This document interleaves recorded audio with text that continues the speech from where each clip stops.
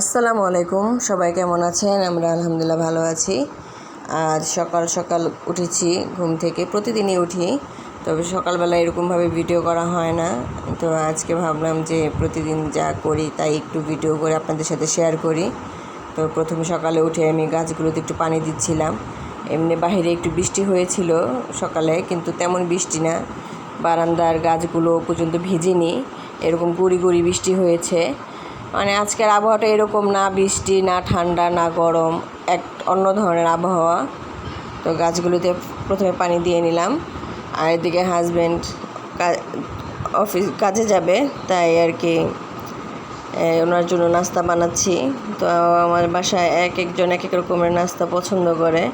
আর এদিকে একটু বিরিয়ানি রান্না করে নিয়েছি, ছেলেকে টিফিন দিব এবং দুপুরবেলা হয়ে যাবে। দুপুরে অবশ্য আপনাদের ভাইয়া খেতে আসে না, তাই তেমন কিছু করি না, হালকা পাতলা কিছু করে আমরা তিনজন খাই, ছেলে মেয়ে আমি। আর বিশেষ করে একটু বড় রান্না একটু রাতেই করি। আর এদিকে আমি বিছানার চাদরটা চেঞ্জ করে নিয়েছি, কারণ একটু বাতাস ছিল, বাতাস একটু ধুলাবালি লাগছিল, তাই ভাবলাম যে একটু চেঞ্জ করে ফেলি। আর কয়েকদিন হয়ে গিয়েছে চেঞ্জ করা হয়নি, তো এগুলো বিছানার চাদর চেঞ্জ করে নিলাম আর কি। আর সারাদিন ব্যস্ততার কারণে ছেলে মেয়ে নিয়ে একটু বাইরে যেতে হয়, স্কুল কোচিংয়ে যেতে হয়, তাই যখনই সময় পাই তখনই আমি আমার কাজগুলো আমি সেরে ফেলি আর কি। আর এদিকে কিছু কাপড় দিয়ে দিলাম ওয়াশিং মেশিনে, টাইমটা সেট করে দিয়েছি। আর আমাদের যারাদের হেল্পিং হ্যান্ড নেই, তারা যখনই সুযোগ পাই আমরা তখনই সংসারের কাজগুলো শেষ করে একটু অবসর সময় একটু বসে থাকতে পছন্দ, মানে ভালো লাগে। আর সবসময় কাজ করতে ভালো লাগে না, তো টাইম যখনই পাই তখনই যা যা প্রয়োজনীয় কাজগুলো সেরে নেই।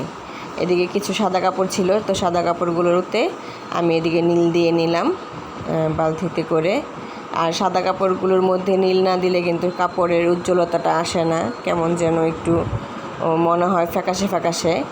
আর বারান্দায় যে কাপড়গুলো ছিল সে কাপড়গুলো এনে আমি এদিকে ভাঁজ করে নিয়েছি। ভাঁজ করার পরে যার যার কাপড় তার ড্রয়ারে আর কি রেখে দিব।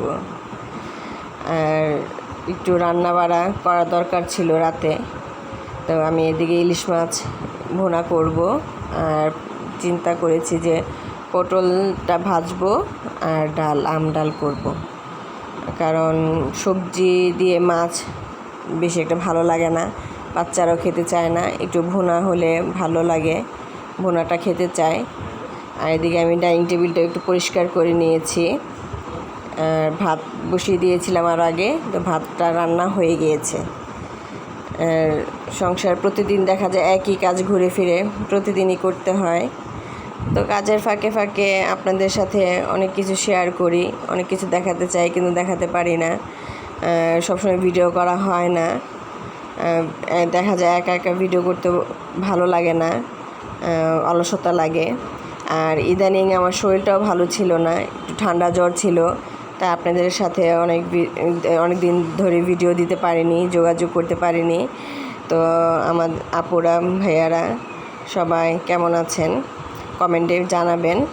আলহামদুলিল্লাহ এখন আমার শরীরটা অনেকটা ভালো, তাই আজকে অনেক দিন পর আর কি ভিডিও দিতে পারলাম। তো আমার জন্য সবাই দোয়া করবেন যাতে আমার শরীরটা সুস্থ থাকে সব সময়। আর এদিকে আমার রান্না বান্না হয়ে গিয়েছে, তো সার্ভ করে দেখিয়ে দিলাম আর কি। তো আজ আর কথা বাড়াবো না, সকলে ভালো থাকবেন, আমার জন্য দোয়া করবেন। আসসালামু আলাইকুম।